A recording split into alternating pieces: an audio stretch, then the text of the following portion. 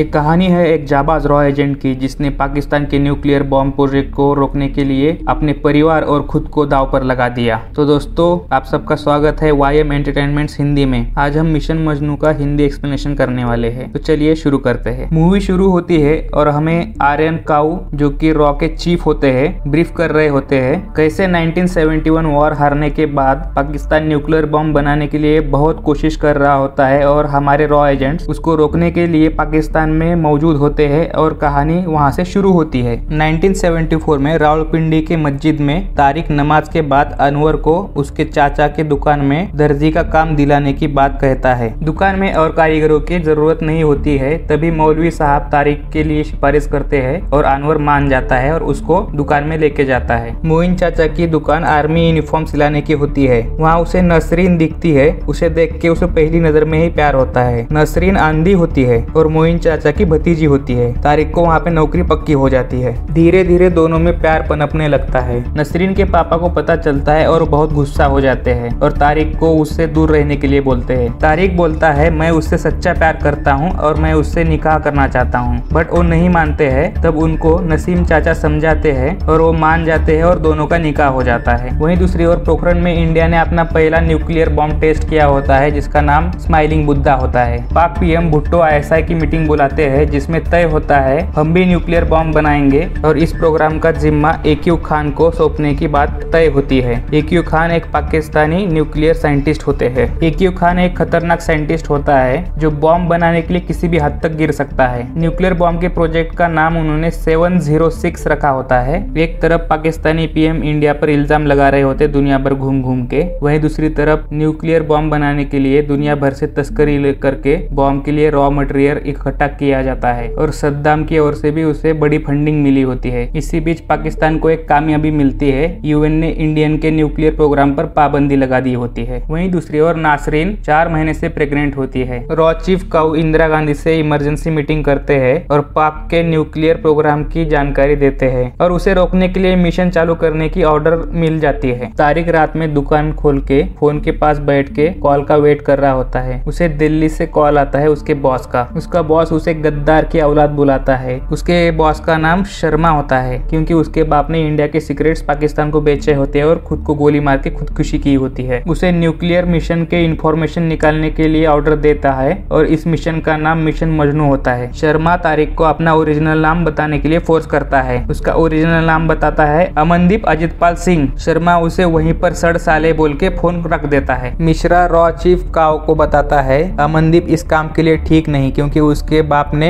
Air force के जरूरी documents Pakistan को भेज दिए थे। काऊ उसे बोलता है वो सबसे काबिल इंसान है, मैंने उसे पर्सनली ट्रेन किया है, मुझे मालूम है वो देश के लिए जान भी निछावर कर सकता है, वो गद्दार नहीं है। तारिक एक ढाबे पे जाता है शर्मा के कहने पे। वहाँ उसे असलम नाम का एक दूसरा एजेंट मिलता है। तारिक को कुछ पैसे और गन देता है। तारिक बस पैसे लेके मेरा काम करने का तरीका अलग है बोल के वहाँ से निकल जाता है। मोमिन चाचा तारिक को कुछ आर्मी यूनिफॉर्म डिलीवर करने के लिए भेजते हैं। रास्ते में वो ब्रिगेडियर के शर्ट के 2 बटन तोड़ के फेंक देता है। दुकान पे कॉल आता है ब्रिगेडियर के घर से और ब्रिगेडियर चाचा पे चिल्लाने लगता है। दुकान से तारिक बटन सिलवाने के लिए ब्रिगेडियर के घर पहुंच जाता है। बटन सिलते हुए ब्रिगेडियर से बातचीत करने लगता है। उसे शादी में मिलने के बाद याद दिलाता है और बॉम्ब के बारे में जानकारी निकलवाने की कोशिश करता है। उसे पता चलता है कि रावलपिंडी के आसपास ही न्यूक्लियर साइट है। तारिक न्यूक्लियर साइट ढूंढने के लिए रिसर्च कर रहा होता है और शर्मा ने असलम को उस पे वॉच रखने के लिए बोला होता है। असलम उस पे वॉच रख के शर्मा को रिपोर्टिंग दे रहा होता है, बट उसे कुछ पता नहीं चलता कि तारिक को क्या इंफॉर्मेशन मिल रही है। नसरीन की बातों से तारिक को एक हिंट मिलता है। AQ खान पहले आउट ऑफ पाकिस्तान रहता था, तो यहाँ पर वो वेस्टर्न टॉयलेट यूज करता होगा और रावलपिंडी में वेस्टर्न टॉयलेट ना के बराबर हो सकता है, तो वेस्टर्न टॉयलेट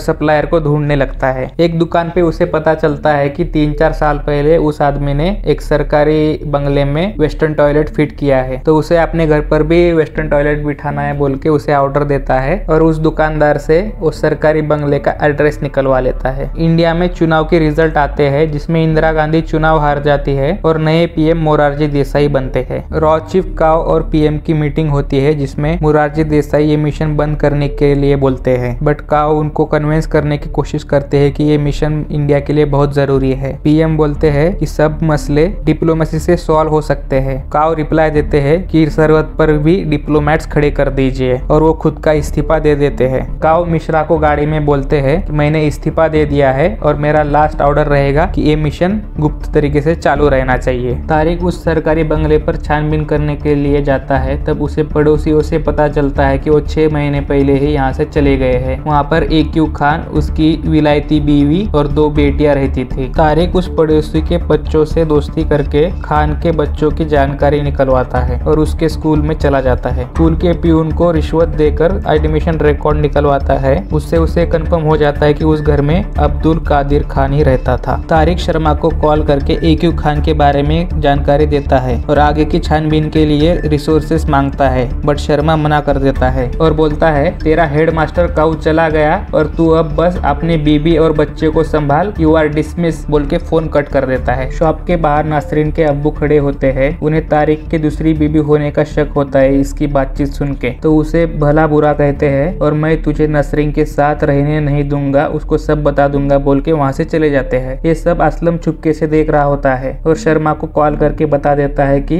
तारिक का सच उसके ससुर को पता चल गया है। शर्मा उसे ऑर्डर देता है कि उसको मार दो। असलम को शॉक लगता है और वो फोन कट करके बंदूक लेके निकल जाता है। तारिक और नासरीन सो रहे होते हैं। जोरदार बारिश में कोई उनका दरवाजा जोर जोर से पीट रहा होता है। तारिक उठ के जाता है और दरवाजा खोलता है तो बाहर असलम खड़ा होता है बंदूक ताने हुए और वो गोलियां चला देता है। अगले दिन सुबह जनरल जिया उल हक तख्ता पलट करने PM ऑफिस पहुंचता है और भुट्टो को करप्शन के चार्जेस में अरेस्ट करता है। खुद चार्ज अपने हाथ में लेके सत्ता संभालने लगता है। असलम ने तारिक की जगह उसके ससुर को गोली मारी होती है और तारिक के घर पे रात में मोइन चाचा वो बात बताने के लिए आए होते हैं। तारिक उनका अंतिम संस्कार करने के लिए ले जा रहा होता है। तभी साइड में उसे असलम दिखता है और उसे सब समझ में आ जाता है। रात में एक सुनसान जगह पे असलम को तारिक पीट रहा होता है ससुर को मारने के लिए। वहाँ पर मौलवी आता है, उन दोनों को रोकता है और तारिक को अपनी असली पहचान बताता है। उसका नाम रमन सिंह होता है और वो भी एक रॉ एजेंट होता है। उसे समझाता है कि उसे मार के कुछ नहीं होगा, हम सब साथ में मिलके AQ खान को ढूंढेंगे। काऊ की जगह पे नए रॉ चीफ NF संतोष होते हैं। मिश्रा बताते हैं मोसाद को शक है कि क्वेटा में न्यूक्लियर प्रोजेक्ट चल रहा है और वहाँ पर वो एयर स्ट्राइक करने वाले हैं। तारिक नासरीन को मोइन चाचा के घर पे छोड़ता है। उसे वहाँ पता चलता है कोई नई आर्मी यूनिफॉर्म का ऑर्डर किसी और दूसरे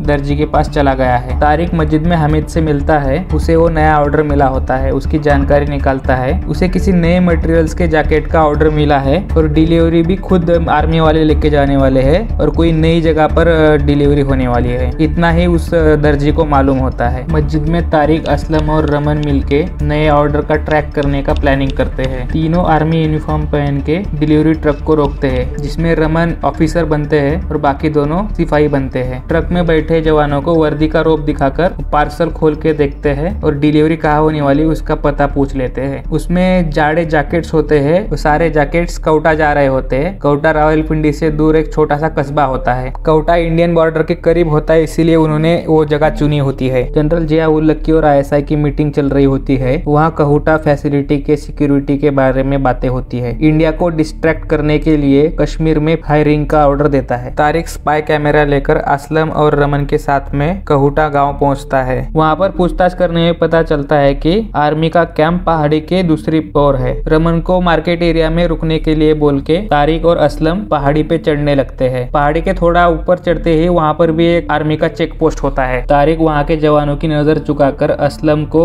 नीचे ध्यान रखने के लिए बोलता है और ऊपर चढ़ता है। उसे न्यूक्लियर फैसिलिटी दिख जाती है और स्पाई कैमरे से वो फोटो खींचने वाला होता है। तभी एक जवान की नजर उस पे पड़ती है और वो उसके पैरों के नीचे गोली मारता है और वो स्लाइड होके नीचे आ जाता है। तारिक स्पाई कैमरा वो अपने जूते में छुपा लेता है। वो जवान उन दोनों की तलाशी लेता है पर उनके पास कुछ भी नहीं मिलता है। वो रास्ता भटक गए बोल के वहाँ से निकल आते हैं। शर्मा को कॉल करके ये सब जानकारी देते हैं। शर्मा उन्हें 48 घंटे के अंदर सॉलिड फिजिकल एविडेंस जमा करने के लिए बोलता है, तभी वो क्वेटा के ऊपर होने वाला हमला रोक सकता है। तारिक न्यूक्लियर फैसिलिटी में घुसने का प्लान बनाता है बट दोनों इसे सुसाइड मिशन है बोल के उसे मना करते हैं। बट वो उन दोनों को समझा के तैयार करता है क्योंकि इसके अलावा कोई और अभी ऑप्शन नहीं है और टाइम भी नहीं बचा है। नसरीन को पेट में बच्चे को कुछ हलचल महसूस नहीं हो रही होती है तो उसे लेके वो हॉस्पिटल चला जाता है। चेकअप के बाद पता चलता है सब ठीक है। तारिक बाहर खड़ा होता है, तभी एक्सरे रूम के बाहर डॉक्टर और पेशेंट के बीच में एप्रन को लेकर बहस हो रही होती है। तब उसके दिमाग में क्लिक होता है कि वो जो जैकेट्स बनाए गए थे वो और रेडियो एक्टिव रेडिएशन को कम करने के लिए यूज हो रहे थे। नसरीन को वहीं हॉस्पिटल में चाची के भरोसे छोड़कर असलम और रमन के पास जाके फैसिलिटी में जाने का प्लान कैंसिल करने के लिए बोलता है और नया प्लान बताता है। नए प्लान में वो कहूटा के इकलौती नाई के दुकान में ग्राहक बन के जाता है और दुकान के बाहर असलम और रमन आपस में मारपीट करके दुकान में के लोगों का ध्यान अपनी ओर खींचते हैं। तभी तारिक वहाँ से बालों का सैंपल उठा के बैग में भर लेता है और तीनों वहाँ से निकल आते हैं। वहाँ से लाहौर रेलवे स्टेशन पर तारिक को छोड़ के असलम और रमन आगरे रेलवे फाटक जाने के लिए निकल जाते हैं। तारिक अपने सर पे पगड़ी बांध के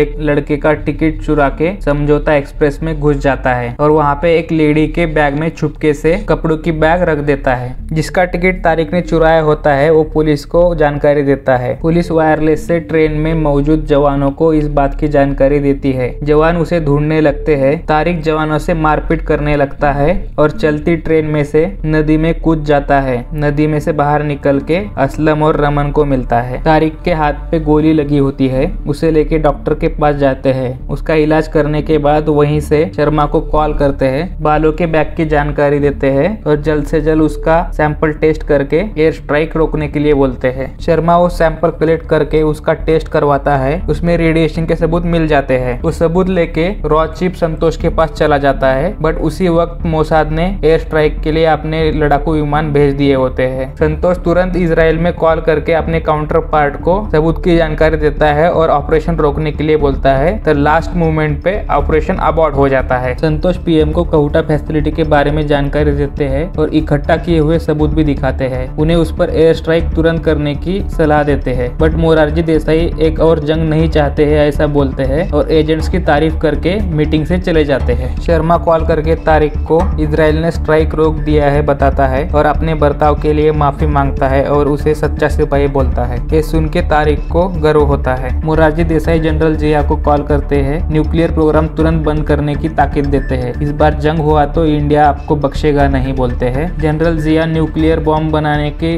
बात से मुकर जाते हैं। मोरारजी देसाई बोलते हैं हमारे पास फिजिकल एविडेंस है कहूटा फैसिलिटी के बारे में और फोन रख देते हैं। जनरल जिया AQ खान को बुलाते हैं और 15 मिनट में टेस्ट करो या फिर फैसिलिटी बंद करो बोलते हैं। इंडिया को सब पता चल गया, 15 मिनट में वहाँ पर सब राख हो जाएगा ऐसा बोलता है और फैसिलिटी बंद करवाता है। तारिक नासरीन को बताता है मुझे दुबई में जॉब मिल गया है और हम वहाँ पे जल्दी ही चले जाएंगे। जनरल जिया ISI और फौज की मीटिंग बुलाता है और उन पे चिल्लाने लगता है और 24 घंटे में रॉ के एजेंट्स को ढूंढ के उनको मारने का ऑर्डर देता है। ISI कॉल रिकॉर्ड्स चेक करके उसमें से शॉर्ट लिस्ट करके 21 फोन लाइंस ट्रेस करते हैं और उन्हें बंद कर देते हैं और इन 21 बंदों को मारने का ऑर्डर निकाल देते हैं। नासरीन और तारिक दुबई को निकलने से पहले मोहसिन चाचा से मिलने के लिए उनके घर पे चले जाते हैं। असलम के ढाबे पे ISI एजेंट्स पहुंच जाते हैं। उससे पूछताछ करते हैं तब वो समझ जाता है कि ये उसे मारने के लिए आए हैं। वो अंदर जाके बंदूक लेके आता है और उन सब पे फायरिंग करने लगता है। फायरिंग के बीच में बच बचा के फोन के पास जाता है तो देखता है कि फोन डेड है और फायरिंग में उसकी मौत हो जाती है। तारिक मोइन चाचा का घर का फोन उठाता है तो वो भी बंद रहता है तो उसे कुछ डाउट होता है तो नासरीन को वहाँ पे रुकने के लिए बोल के स्कूटर निकाल के असलम और रमन से मिलने के लिए निकल जाता है। रमन ढाबे पर पहुंचता है तब उसे असलम की डेड बॉडी दिखाई देती है। वहाँ से वापस वो तारिक के घर की तरफ निकलता है उसे आगाह करने के लिए। बीच रास्ते में दोनों की मुलाकात होती है और तारिक को बोलता है कि तुम यहाँ से जल्द निकल जाओ, ऐसा एजेंट्स हमारे पीछे पड़े हैं। तारिक जल्दबाजी में नासरीन को लेके ऑटो में बैठ के एयरपोर्ट के लिए निकल जाता है। ऐसा एजेंट्स मोइन चाचा के घर पे पहुंच जाते हैं पूछताछ के लिए। तब उन्हें पता चलता है कि तारिक और नासरीन एयरपोर्ट के लिए निकल गए होते हैं। मोइन चाचा से उन दोनों की तस्वीर लेके वो भी एयरपोर्ट के लिए निकल जाते हैं और चेक पोस्ट पे नाकाबंदी करने के लिए बोलते हैं। रमन के पीछे भी ऐसा एजेंट पड़े होते हैं। वो एक पान टपरी पे गाड़ी रोकता है, वहाँ से एक सिगरेट लेके जलाता है। अपने गाड़ी का पेट्रोल टैंक उसने खुला छोड़ा होता है। जैसे ही ऐसा एजेंट उस पे बंदूक तानते हैं सिगरेट पेट्रोल के अंदर फेंक देता है और वहाँ पे गाड़ी से बड़ा सा ब्लास्ट होता है। उसमें वो भी मर जाता है और सब ऐसा एजेंट्स भी मर जाते हैं। एयरपोर्ट पर नासरीन और तारिक का सिक्योरिटी चेक क्लियर होता है और वो दोनों बोर्डिंग पॉइंट तक पहुंच जाते हैं। वहाँ पर तारिक उसको व्हील चेयर देता है और उसे अपना ख्याल रखने के लिए बोलता है मैं अलग सीट पे हूँ, मैं तुम्हें उस पार मिलूंगा बोलता है और उसने कुछ पैसे नासरीन के पर्स में रखे होते हैं वो सब उसको बता देता है। नासरीन के एयरपोर्ट के अटेंडेंट व्हील चेयर के साथ चेक इन के लिए लेके जाते हैं। तभी एक ऐसा एजेंट की नजर नासरीन पर पड़ती है और उसे रोकने के लिए आवाज देता है। ये देखकर तारिक समझ जाता है कि नासरीन पकड़ी जा सकती है। तभी वो जोर से भारत माता की जय बोलता है तो सब एजेंट्स उसके तरफ भाग के आते हैं और उसे उसे पकड़ने की कोशिश करते हैं। तभी उन सब से वो फाइट करते हुए बाहर की तरफ भागने लगता है। फ्लाइट्स की बोर्डिंग चार्ट पर नजर रखते हुए डेस्क के पीछे छुप के वो